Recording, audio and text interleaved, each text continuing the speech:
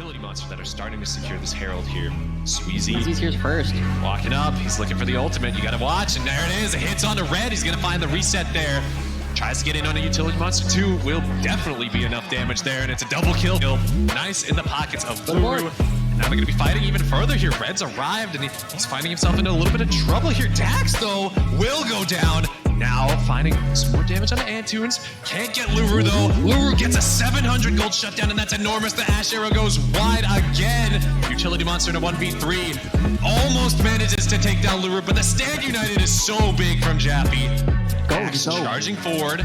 Chef Got Gamer's got the slowest to kite him out. He's going to be looking for it, but the Solar Flare comes in. There's the cleanse. Vex flies in as well, and they will find some damage on the Jeff.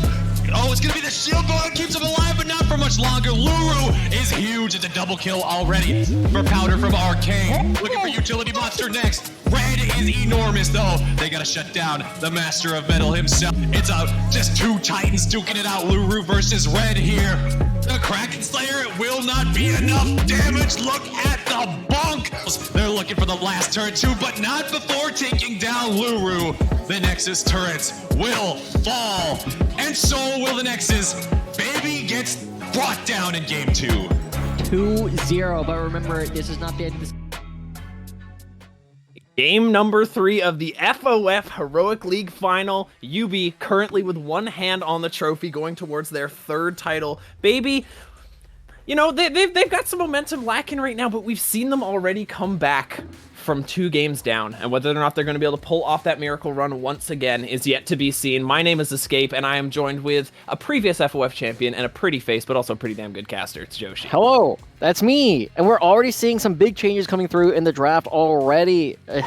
Now I have to decide if I want to call you Spencer or call you Escape, because I'll just switch back and forth because I was just casting with other Spencer. We got to pay attention to our players. The Annie is banned away from Civil Lock for the first time, and hey, this worked for them last time around. The Nocturne was a big part of Baby's reverse sweep of TDE in the semifinals, and now it's our first pick going up against YUBI. I like Nocturne a lot. It lets you decide your engages really, really heavily. It makes it really hard for the other team to communicate, and Nocturne has a ridiculous win rate at the moment in solo queue. They weren't super fond of the pick when they picked it up versus TDE. It's something that Dax doesn't like to play, but Dax likes winning. So, you know, we'll see whether or not that wins the way there. And Red coming over with the Wukong is kind of interesting, and the Janna potentially being pulled for Freelancer. Now, that was something that they used in their previous set versus RLS to pretty good effect, and it is going to be those 2 picked up. Yeah, it's definitely something where a Freelancer is probably sad he doesn't get to pull out any of his secret picks, but, you know, if you just int a little bit this time, maybe you'll get to play it. Maybe Josh will let you play one of the things you would prefer to play, but the Janna coming through is something. I mean, we talked about it earlier in the series, right? Janna Maokai. It's what they were giving their support every single time, and, you know, it's one of their big reasons why they've had some success. They are so easy to execute on, and this time they have the disengage. They have ways to prevent Dax from actually doing anything to either Civillock or Jeff God Gamer. Now, is it going to be Twitch? Lulu indicates there's going to be some sort of hyper carry, and last time when Baby was on the ropes, back against the wall, they pulled out the Twitch, and it was... Oh, hold on, going through for Luru. Okay, I'm very excited to see that. I love seeing a little bit of Void Puppy, and I know that Luru has access to most of the Kog'Maw skins, so we'll see whether or not that one gets piloted very well, but that is kind of the entirety of the team's damage has already been wrapped up, and everything is supplementary from here on. True. This is definitely something that we have seen Baby play only once or twice, right? Typically, we've been seeing Luru play a lot of the Jinx. He's been someone that a lot of the team has been built around, but this time they are building around it, and he's got so much range to play with. He's got a lot of safety, and now he's got the tools, right? There's not a lot that Vayne or Wukong can really do up against this Kog'Maw when you still have the Lulu in your own pocket. So I feel like everything from Beat Boop is ready to go. They have the damage necessary, and as you said, now they just need ways to protect it. They need to make sure that it can hit throughout all these fights, because that was the problem last game. Yeah, and I like the Nocturne to try and break that up. They're trying to deal with some of the run forward options that obviously with the Mundo, obviously interesting ban. I don't know if that's supposed to be targeted at utility monster. Obviously, we could see that Wukong going into the jungle. We've seen Red play Wukong before. The one thing I'm interested, though, with this Kog'Maw, and we're going to have to keep an eye on it as the game goes throughout, is that I've talked with Isaiah about this. There might be some potential of an interesting new Kog'Maw build that I have not seen in full effect just yet. But if we do see a Gwynsu's Rageblade for the startup, I'm expecting it to go a little bit crazy, but we'll see how that one plays out. Camille also taken away from Jaffe. Makes a lot of sense, right? You want to make sure that you already have the defensive tools available for Luru, and now you want to make sure that Jeff God Gamer isn't under threat either. The Mordekaiser ban I really like. Make sure that Red's options are limited, and the instant slam of the Mordekaiser. YUBI talks about this all the time. Why have bans if you just play the same character 3 times? The Annie's banned, so you just slam the Malzahar instead. You ban the Malzahar as well. Well, he's still gonna have the Lissandra. It's just a matter of having so many redundant champions that do basically the same thing. This is a very YUBI composition coming through, going up against something that Beat Boop has had a little bit of experience with, but have typically gone for a very different composition. This is an ADC composition across the board. That Malzahar is going to be on the deal with Nocturne duty along with the Janna, and that is going to be the dive option for Beat Boop at the moment. Meanwhile, everything else is defensive centered around this Kog'Maw. Look at the other side of the field. You have a lot of centering starting to come around that Vayne. Oh, okay. Jax is a great way to mix things up a little bit and force Baby to kind of deploy members to the other side of the map, and that is Malphite going to be taken into that top lane. So it is going to be Utility Monster put onto that Wukong. Very interesting. My immediate reaction is that Kog'Maw outranges Vayne, so this is favoring Baby. But yeah, but it's a situation where like Baby's composition, despite being very strong, requires a lot of discipline in order to play it correctly. If you go Conga winding into the Vayne, if you just try and go on the Malzahar one by one, you're not going to have a whole lot of success. You really need to play around the Galio. You really need to play around the Kog'Maw, and these champions are going to be the exact same things that we were seeing trouble with earlier, right? It's Jaffe, Dax, and Antunes are typically the carries for this team, but now you're putting all of your eggs in the Luru basket. He was one of the best AD carries this season. He is a fantastic defensive player, but when you need somebody to walk forward, it's typically not going to be this guy. Yeah, and we haven't seen the confidence so far throughout the set. The previous 2 games, this definitely looked like Luru has felt a lot of pressure weighing down on the shoulders, and how could there not be? You're playing against a 2-time champion in YUBI, relatively close to the same roster. It feels like they've really improved, and they still feel as strong as they ever have coming to the latest point in the season now. But if this is what Luru needs, and Luru has talked about how this Kog'Maw pick really feels like a confidence booster for him. So if this is the change to make that mentality shift and start to play really that super aggressive styles, hold on, we might have a trade going on between Jaffe and Red. I don't imagine this will go too far. Comet picked up for Red. That's a nice chroma. Yeah, it's a nice chroma, no kidding. Ward picked up on the top side of the jungle there. Okay, so they're a bit more aggressive. They want to cover that top side off. They want to know where Utility Monster is starting. Yep. I mean, they've managed to get this ward every game thus far, and unfortunately it hasn't helped them all that much. The big thing is, again, where is Dax going to be going? How is he going to be trying to path early on in the game? Where is he going to try and find advantages? Because it's not the easiest thing in the world to go for these ganks on the Nocturne early on, and typically it feels like these champions would be a little bit reversed. Utility Monster has a little bit more agency in terms of trying to find some of these early ganks, whereas Dax, he's been more inventive, but he's the kind of character who wants to actually farm. It feels like the styles of these compositions have been kind of shifted on their heads based on what we've seen the rest of the series. Yeah, the thing that I always talk to War Leader about is, how do these junglers play? Tell me where they're going to be in the early parts of this game. Hold on, looks like there might be a little bit going on in the spot side, just walking away from that clear. This is a very aggressive option. We saw this earlier. Yeah, it's potential for very good trading. Hansels that first auto attack out and has been knocked up now, and now the chase is going to come back in the other direction right now. This is favoring YUBI, absolutely. And a good early trade, and we'll see whether or not they're going to be able to convert that into a bit of a win, but just the heal being burnt is a very good start for YUBI. That's a really tough position, and now the wave is in a kind of an awkward position for the members of Baby, right? They're not going to be able to push this in super effectively. They're not going to be able to consistently get their level 2, and we get a bit of a scoreboard bug as nobody has appeared to get any CS yet, but it's still a position where they're going to be in a really tough spot, and I like the fact that Jaffe on the far side of the map at least has an opportunity to play really aggressive because they know that Utility Monster's not topside. Yeah, and getting very aggressive with it right now. Red is taking down under 100 HP for a moment there. You said no CS being picked up there for a moment. That scoreboard, that is my nightmare. The CS-obsessed ADC. It's basically as self-explanatory as it gets. But yeah, no, very good trade. Now, I wanted to say is one of the things that War Leader always comments about is so far it's looking accurate. Utility Monster always 6 camps. Doesn't really matter what champion it's on. You were talking about that early agency. I was looking to see if he's going to mix that up. Obviously, could just do 5 camp, come off the Krugs, go into that top lane. Red might need it right now because he's taking a beating from Jaffe. But Dax is the type to mix up that style a little bit, and we know that the team feels better for Baby. They feel better when Dax is making those big, active plays on the map in the early stages. Yeah. But he can change it up, whereas Utility Monster maybe should be looking for more activity right now and isn't. Oh, trust me, I have asked Utility Monster to go for things early on in the game. It's like, hey, I know you're playing Jarvan, you want to do a camp into gank top lane? He's like, excuse you? You were asking me to do something before I have cleared all 6 camps. It just doesn't happen. But this is a position where they have a little bit more vision. They have a good idea that Dax is on the top side. There's a potential 2v2 actually brewing. His Utility Monster is here up in the top side, but he is standing on a ward. Doesn't necessarily know that the crab is already gone. And so it should be a bit of a wash. He'll come up here, get a little bit of pressure down, and then probably recall immediately after. Let's see, is that crab going to walk into the jungle, running a little bit behind on the clear right now. Scryer's Bloom does not give away anything. The ward is down. It's just missing each other barely there. I'd be really interested. Okay, I was curious if Dax was going to try and take that blast cone over the wall to get in that top lane, because he would go unseen. It's not spawned yet. That would be why he didn't do it. Good reason. Yeah, you know, if I was going to pick one, Utility Monster going for a little gank the mid lane here. I don't think that's going to turn into anything but a lopsided trade. It's going to be A-okay, though. Utility Monster will be able to go to the bottom side of the map. And so far, this game is relatively even in terms of CS across the board. The only place where we are seeing some advantage is going to be Jaffe. But it is going to be a position where Jaffe will be outscaling this later on, right? He is very difficult for the Malphite to deal with because the attack speed slow, stops being relevant when Jaffe can just heal up afterwards. He just goes for a quick trade, backs out, gets that little bit of a bonk, and then because your W is an auto attack reset, right, the attack speed slow doesn't do anything for that one auto attack. So as the game kind of stalls out for a little while, I feel like this is compositionally really good for Baby, but stylistically not as good for them. We'd always look at Dax and what he does early on in the game, and so far he is slightly ahead of Utility Monster in terms of farming just because he got the crab first. Yeah, and obviously the wolves are going to reset. There's a little bit of pressure coming around as this early dragon spawns.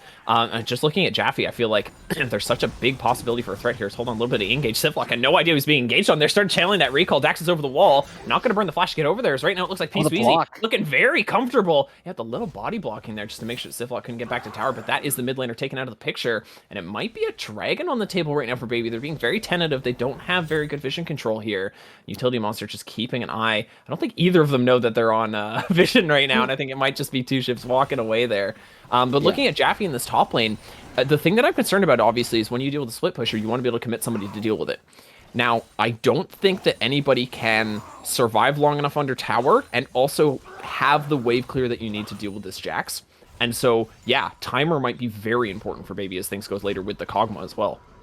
Typically, when Jaffe has these big advantages, or when he builds his big advantages, he does it early on in the game. It's because he finds these early lane wins. And so far, he hasn't been able to do that just quite yet. This matchup is fairly tough, but it is something where that's typically what precipitates Jaffe absolutely taking over the game. He's going for the Sheen, he's going for these little bits of bursty trades, which is not typically what you end up seeing from Jaffe when he's going to try and take over the game in a lot of these ways. And so it feels like a lot of the members from Baby are not playing up to the standards that we saw in the semifinals, where maybe they were overperforming there, but this is the kind of thing where they're just kind of waiting in a lot of ways for YUBI to do things, and you cannot let YUBI dictate the pace of the game. They are so good at playing around all of these objectives. They are so good at setting up first, and Sivlock even had the first opportunity to try and roam down. You see he burns the Ghost, but ends up walking back to mid. Yeah, nothing found too quickly there. I think that Baby is a team that really noticed, and really the success that we've seen with them, that they have had it against YUBI in the past, has been with YUBI making strange plays in the early game, and that kind of has been a characteristic that they've carried with them throughout most of the season, is that their early game, though it's been weak, they've been able to pick up with it. And you're saying, like, you know, around these objectives, YUBI is uncontested in terms of consistency and their strength and their ability to pull off these team fights, set themselves up in River, punish the choke points. But they do make mistakes in these early stages, and I feel like Baby's almost getting complacent and like waiting for it to happen right now. You know, like, we normally expect them to be making more active plays in these early stages, and they haven't been. And now we see a little bit of a trade in the top lane. Yeah, that's getting traded back the other way. The unstoppable force is there. Felt a little bit nervous there for Jaffe. Wasn't sure if he's going to have that flash available. The reaction time was not possible there, and Jaffe goes down for first blood. As we take a look at the replay, it's as a top laner, I was very surprised to see Jaffe jump in here. It's like, yeah, I don't think that one's good for you, and it ends up being pretty darn bad. And Red just is able to abuse the fact that he's got that Q poke all lane long, and more importantly, finds that lead, prevents Jaffe from farming for a little while. And Lure and Antunes, I don't think you can really contest this. You have Galio available. They're gonna try to. They make sure that there's no TP coming down right now, and hold on. Utility monster taken very low. They're on top of the Vayne right now. Has to flash back out. Won't be able to get back into that fight too comfortably. And the Galio ultimate from Peace keeping Dax safe. Looks like there's some pressure coming back in, but yeah, they pushed them off the dragon. They've taken that first point. All right, well done. Dax goes in. He gets the ultimate down before Utility Monster can do anything, and Utility Monster still only level 5, not able to contest the actual ultimate. So it ends up being a small win coming through from Baby. Dax is still leading the charge on the map, but that first dragon going over is only the first small bit of hope, right? We've seen 4 straight dragons, 2 games in a row, coming out from the YUBI boys, and now giving over that first one, you know, it sucks, but they're used to playing 7 dragons anyway. Yeah, no, it's a good sign. It's nice to see them, start. getting that there, getting the pressure down. The engine is on this time. Yeah, there's a couple of revs. Hard to see whether or not everything's gonna actually get started here. But the laning's not looking too bad outside of top lane, where there was a little bit of a kerfuffle, if you will. It didn't really seem like Jeff knew what was going on right now. A little bit of trade coming back the other direction. Right now. Jeff got Gamer taken kind of low. Gonna have to run away from that. Not really respecting. Lulu Cog does a lot of damage in the early stages. Yeah, I think there's a couple laners who would have been able to actually abuse that. There's definitely a kill opportunity for Lure and Andrews if they went for it. And I think Jeff might be like the 180 carry. Maybe Ultrabox could have done it, but Luru, despite a lot of his prowess in these team fights, is not the kind of player who's going to be going for that, right? He's going to try and poke you out. He's not necessarily going to try and look for these lethals as aggressively as some of the other laners. And now, you know, Freelancer is kind of struggling to even stay in experience range. But again, Luru and Antunes, it feels like they are a little bit neutered. How is Antunes going to be roaming around when he is stuck to Luru? Yeah, and we'll see whether or not that works out to be a bad thing. I've seen Antunes have some pretty successful games on the Lulu in the past, so maybe it'll favor them in some way, shape, or form. Not total confidence on that one or anything like that, but you know what? Lulu Cog's pretty easy to execute. So far, they're dealing with this lack of early game pressure, and I don't think they're too worried about it. They know that they scale really effectively with the Jax, with the Lulu, with the Kog'Maw, and obviously, you have Peace on that Galio, which can play defense. You can use that Nocturne ultimate defensively or aggressively, but because of this late game-centric mindset that they have right now, they're losing out on some early game pressure right now in the top lane. That's going to be Rift Herald picked up, and if YUBI can start to get the ball rolling with that Rift Herald, I think if Baby can't switch this mode off and start to play, you know, around power spikes, around aggression, around the map, it might get very ugly really quick. Yeah, I feel like YUBI is so good at playing in these styles of games, right? Because YUBI understands that there's a big difference between playing to scale and playing defensively and playing passively, right? These are all very different things, but this is not typically in the wheelhouse of the way that Baby plays, right? Even when they're playing like scaling compositions, when they play the Viger that has been banned in every single game by TDE and in every single game now by YUBI, they're still looking to make plays. They recognize that they have the cage, that they can get things done, but it doesn't feel like there's any tools of that kind of sort here on the Baby roster. So it feels like they're just very content to just let things happen. This is peak Baby right here. 10-minute mark on the clock rolls around, and look who we have in the bot lane. P-Sweezy and Dax looking for something in the bot side. This is like a cornerstone Baby. You watch them throughout the rest of the season. They make plays around this time on the clock, and instead they're going to try and make some room into the jungle. They might be able to find Utility Monster if they commit to it. I'm curious to whether or not that's going to turn into anything, because usually what Baby will do there is they will take control of the bot lane, go for a 4-man dive. They don't really care whether or not they get the kills. They're going to push you off that turret. They're going to get their ADC scaling up, and it's really frustrating to deal with, especially if you haven't seen it before. And so, you know, it's something that they will repeat and do, and I'm surprised that they didn't commit to it. They're just deciding, I don't know what warded them off, but back to the mid lane for P-Sweezy. Yeah, I think the big thing is they're very good. This is actually something that Baby does rather consistently, right? You talk about the 10-minute roam, but they give up a lot for it historically, right? They typically are missing several waves. They might put themselves a little bit behind in terms of the farm. Like Dax is in a bit of a odd path at the moment, but now as he comes right back on down, he's going to be looking for an opportunity. We're 1 minute away from the dragon. It is a Hex Dragon, not the Cloud Dragon, and this might be a similar opportunity for them. They are getting their backs in, and this is a good timing at the very least from them. Yeah, we have to finish that back right now. Obviously, we're looking at what should be a relatively explosive team fight right now. That mid tower likely to go down with that This Rift. is the punish. Yeah, no, it's very, very good. Like you say, onto the other side of the map, they run into problems for it. I don't think that tower's going to quite go down from the Rift Herald charge, but it's very, very close. And you know what? If they want to commit people there and then rotate to the dragon, they have the choice to do that. So, as we take a look real quick, Yubi's red has the best item in the game. The Frozen Heart is already completed, and it is so good against both the Jacks. Oh, boy. He found onto Antunes over the wall there, just following into the wings. The ultimate already has to be burned. Can he get away? The ultimate is popped out of Dax and trying to get on top of Civillock, but now you're there. The ultimate hasn't been used yet from Civ, but it is 2v4 in front of this mid turret. Luru trying to hobble in and try and help out, and that is another kill picked up barely. That final auto attack picks off a piece Sweezy, and now it might just be both mid tower and dragon for Yubi. This is something that Utility Monster does better than anybody in FOF. He will wait, he will get there first, and then he will punish you. This is why he has so much success on things like the Kha'Zix. Now he does it on the Wukong, jumps over the wall, takes down the Lulu, and when your support pieces are gone, the Kog'Maw can't walk in at all. And so that's a dragon getting picked up, equalizing right there, and suddenly a lot of the momentum, right? You know, you turned the keys, the ignition was on for Baby, but it doesn't feel like it's going anywhere, and Yubi are just marching inexorably towards what looks like a very clear victory. They are looking for their third championship, and getting this one spot puts them in a fantastic position to just close it out relatively cleanly. And not to mention the mental swing. We've seen Baby really struggle with stuff like this before, where they have dropped their mentality after a play like that. As soon as one thing goes wrong, everything looks to fall apart. And Yubi plays for that. They feed on that. They play against a team, they'll be down the whole game, they get one thing going their way, and that's all they need. We've seen it time and time again, and it's worrying for Baby. You know, they have to keep their heads on the right direction and try and stay focused on the fact that, hey, we always have an opportunity to make it back in this game. Let's just try and minimize, you know, as much damage as we take, play for the wins that we can find, and you know, just stay on their game plan, because up until that point it was looking all right. It was a small flub, Antunes walking to the wrong place, but you can't give up after that. Yeah. One other player that I kind of want to give some props to on the side of Yubi, who we saw last game have a fantastic game, was Red, right? And I feel like as a player who has been role swapping quite a bit throughout FOF, playing, I believe it's mid and AD carry at different points on different rosters. Oh, the fact that he is now just in a spot where he's dropping ego, right? He's just playing really strong counterpicks to everything that Jaffe has been playing so far. It makes it very difficult for Jaffe to actually play across this entire game, right? He's looking for opportunities to play the signature things. He's got the Jax, he's got the Shyvana, he's got the Shen, all of which he has had so much success on in the past. And Red's just like, well, I'm going to play this brain dead, super easy counter to play. And Jaffe's like, wait, no, please stop. How am I supposed to win the game if I can't lane? Yeah, no, and Jaffe is generally a superstar of laning phase. That's definitely where he saw him being successful in the previous season on BBZ. He's definitely had moments this season on this roster where he's just looked like the better top laner, and it takes over the whole game. But like you say, Red is just doing this. Gonna sit right in front of your turret. I'm gonna make sure you don't get any of the CS. I know your jungler's not gonna come up and help you because I'm up 45 CS level.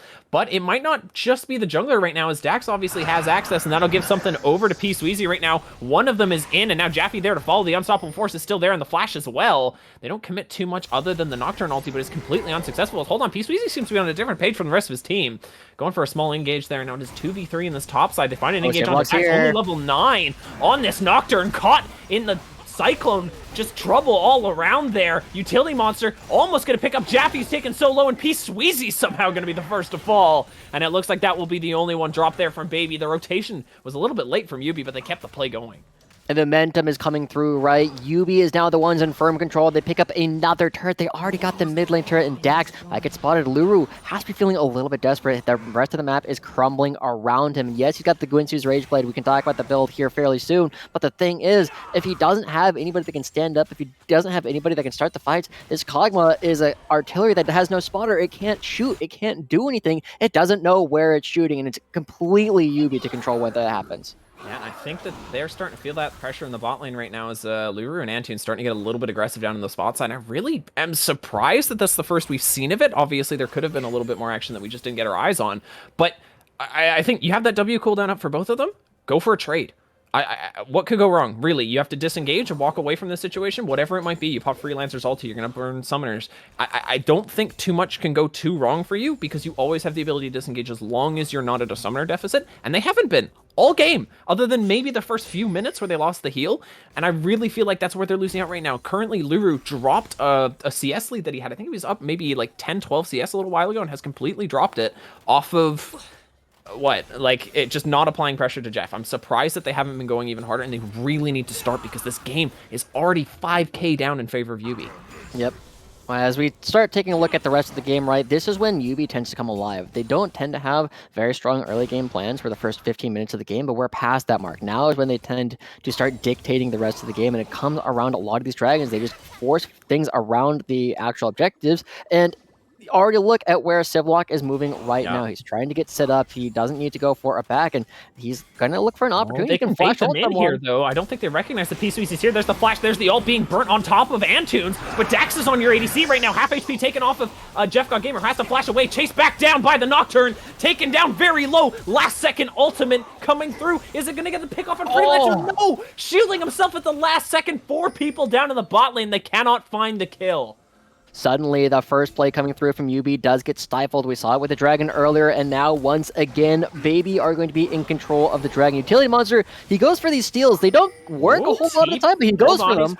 He's got red there as well, though the TP is there. Does have ultimate online. Jaffe yet to match, and now Dax is kind of caught between really a rock and a hard place right there, and it looks like they're going to get bullied off the Dragon by 3 members of YUBI.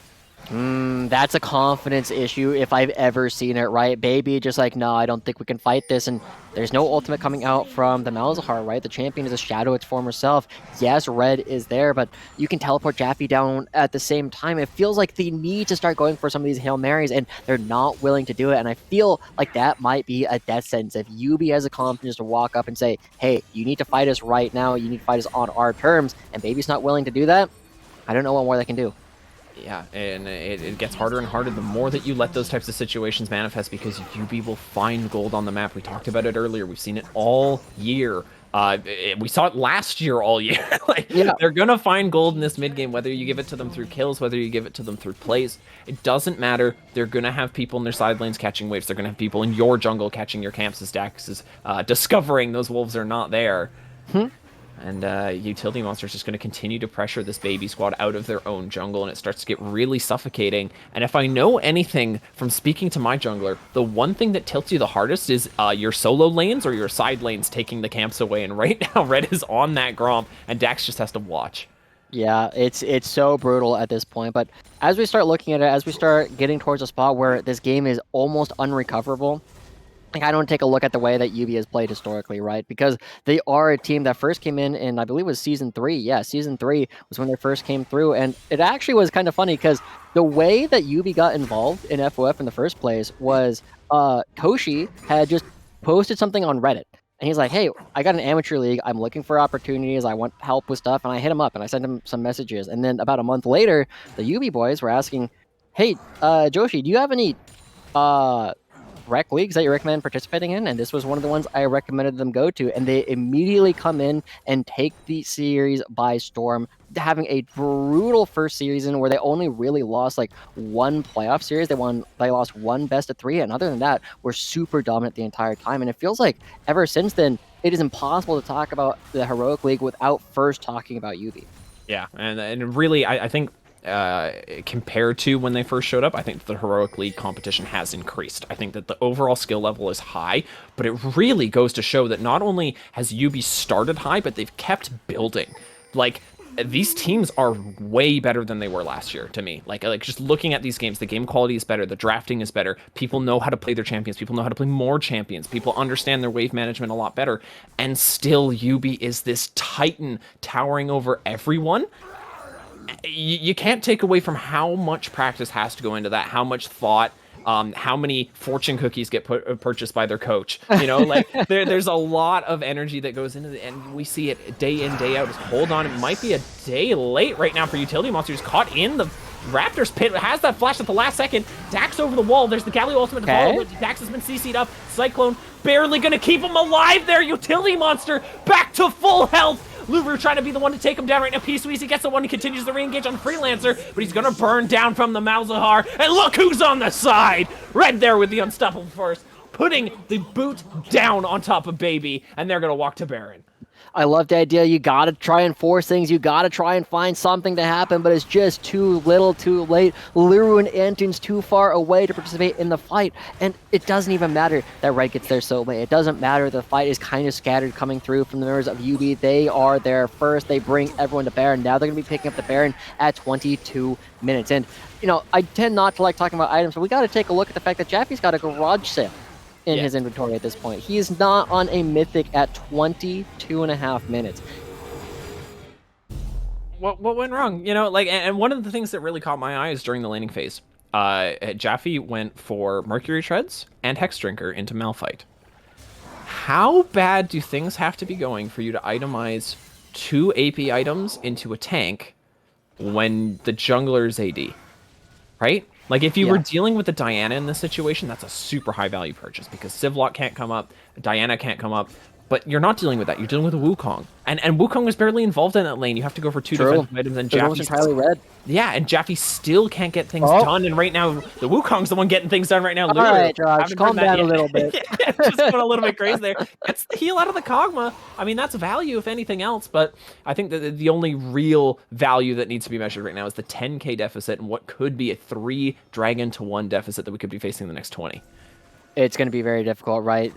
This is where YUBI plays. This is where they always find their advantages. They just take these fights around these later dragons, and Red is Dax trying. Started the in-on right now. They don't respect the over-the-wall engage right now. Utility Monster doesn't have that ult up the flash over the wall. Great flash from Luru. Can this be what they need to turn the fight? As Dax goes in, Luru's hitting. They're stuck in the choke, and now Luru getting so much damage down to the members of YUBI, but they've already melted away. Baby in full retreat. Antunes, the only survivor of the fight, and Jaffe wanted nothing to do with that.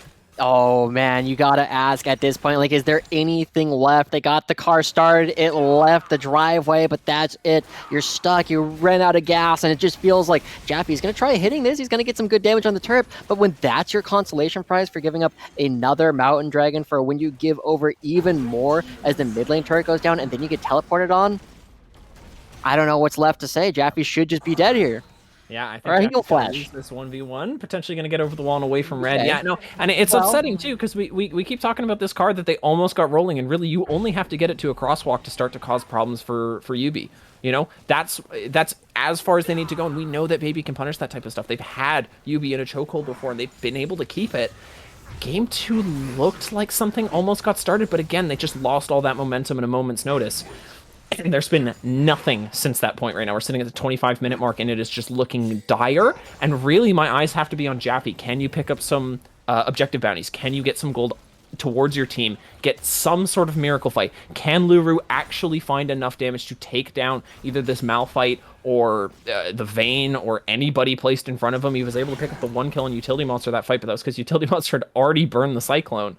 Yep. It just doesn't look good, and Red is consistently being this rock in the top lane. I mean, he's been doing this for so long. He just like lines up and just throws a rock, and Jaffe's like, wait, please stop. And now his team is here, and Red is just like, well, there's no way I get flanked. There's no way you do anything to me. Jaffe and Dax would take 2 years on their own to actually fight me. And as once again, we saw this just moments ago, right? 5 minutes ago before the last dragon respawned. They just came through, they take away all of Dax's topside jungle, and he just becomes poorer and poorer. That's unfortunate for Jaffe, trying to make something work right now onto Freelancer. I don't think that's going to go too well. It is the unstoppable first burnt out of the Malphite, but there isn't the members from Baby here to defend. Jaffe goes down unanswered. Maybe a cooldown is in your favor right now, but it really looks like YUBI, they might want to force underneath this turret, and they can right now. P-Sweezy taking the focus immediately right now from Utility Monster, has been knocked up, has been taken kind of low, is able to get over the wall with that new Empower W coming in quite handy there for the Trickster Monkey. Absolutely crazy. He's able to get away with that. He's just like sitting there laughing, like, they can't kill me. But as the mid lane inhibitor goes down, there's just so little for Baby to actually try and do. Yes, they will eventually scale. Yes, they do have tools to come back if this game goes another 20 minutes. But how do you get there, right? You're now in a spot where you're waiting 2 minutes. Oh, hey, this is a good way to do it right now. Jeffguard Gamer separated from his team, but there's no flash to follow there from Dax wisely, just saying, hey, I can't see into this jungle right now. They're funneling into a choke, potentially room for Luru to do a lot of damage right now. Red, without that ultimate available, Dax is already down on the bottom side, and there's that ultimate finally coming up for Red. Onto the back line right now, and the healing is too much from the Monsoon. YUBI dropping the enemy team like flies, Baby with nothing to show for it, and YUBI is walking towards their hat trick of championships. And it feels like such a poetic ending to it. 3-0 for 3 consecutive championships, as you said. They have won every single time. They've taken all comers. They took down RLS. They only dropped a game because Jeff wasn't playing. Now they're able to take down Baby, the strongest super team that we've seen FFF ever produce. And it's just YUBI standing tall once again. Uncontested. Unbelievable. I mean, these guys have looked amazing all season. I think people have been talking about it. It's like, hey, this is crazy how well they're playing. They're making mistakes in the early stages this season, just obviously trying to meld as a team, and yet they were still able to pull out wins all year. I don't think anybody's surprised to see the first seed be able to take it, but boy, do they deserve it. What a performance from YUBI.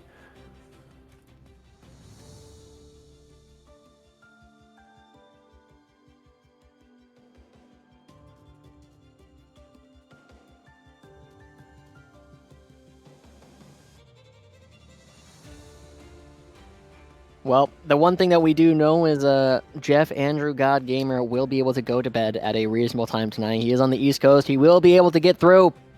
And that's what happens. It felt like this last game wasn't necessarily a standout performance from anybody in particular. It just felt as though YUBI were just the better team across the entire board. There was no real weak points for Baby to try and attack. And ultimately, even the tools that Baby had to try and go up against TDE that found them success in their reverse sweep, we never saw them come through. It was the Kog'Maw that came through. It wasn't the Twitch that we saw. It wasn't an opportunity for Jaff to try and take over the game. The Shen wasn't there. We saw them try all kinds of different things to try and find an advantage, and none of it ends up working. And you have to kind of feel for Baby at this point as a team that got so close. They just wanted to come in. They were a team of a bunch of strong players that were looking to have a strong finish. And while they were feeling confident actually going into this last series, ultimately at the end of the day, how are you going to take down the Catboys? And the answer is you don't. The answer is still undiscovered on that one. Science is still doing its best, but FOF is still yet to find an answer. You know, they've been consistently improving. They've gotten so much better over these 3 seasons, and they've been at the top the entire time. And it's difficult sometimes to improve when you aren't facing adversity, and that has never been an issue for them. They've continued to be incredible. They have 4 deathless members, and the only one on their team to drop a single death is the feeder.